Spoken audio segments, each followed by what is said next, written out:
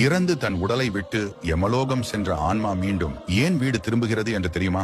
கருட புராணத்தின்படி ஒருவர் இறந்த பிறகு அவரின் ஆன்மா முதலில் யமலோகம் அழைத்து செல்லப்படுகிறது. அங்கு சென்ற பின் 24 மணி நேரத்திற்குள் மீண்டும் அந்த ஆன்மா அது வாழ்ந்த வீட்டின் முன்பு யமதூதர்களால் விட்டு செல்லப்படும். வீட்டின் முன்பு விடப்பட்ட ஆன்மா அந்த வீட்டில் உள்ள நபர்களிடம் பேச முயற்சிக்கும். ஆனால் அது யாருக்கும் கேட்காது. பூமியில் தன்னுடைய வாழ்க்கை முடிந்தது என்பதை உணராத அந்த ஆன்மா ஈடுகாட்டில் அதன் உடல் தீயில் எரிவதைக் கண்டு 10 முழம் உயரத்திலிருந்து தீயில் எரியும். அதன் உடலை பார்த்து கதறி அழும். உடல் முழுவதும் எரிந்த பின்னர் அந்த ஆன்மாவிற்கு பிண்டத்தாலான சரீரம் உண்டாகும். அதாவது 12 நாட்கள் இறந்தவரின் வீட்டில் வைக்கப்படும் பிண்டத்திலிருந்து காற்றின் வடிவில் இருக்கும் அந்த ஆன்மாவிற்கு பிண்டத்தாலான உடல் உண்டாகும். முதல் நாள் வைக்கப்படும் பிண்டத்தில் இருந்து தலைப்பகுதியும் அடுத்த நாள் கழுத்து பகுதியும் என இப்படி 12 நாட்கள் வைக்கப்படும் பிண்டம் அந்த ஆன்மாவிற்கு வழி உணரக்கூடிய தேகமாக மாறும். பிண்டத்தை உண்டு அந்த ஆன்மா பசியாறும். யமனின் கணக்குப்படி 12ஆம் நாள் முடிவில் யமதூதர்கள் அந்த ஆன்மாவின் முன்பு தோன்றி பிண்டத்தாலான அந்த சரீரத்தை ஓராண்டு கால யமலோக பயணத்திற்கு இழுத்துச் செல்வார்கள்.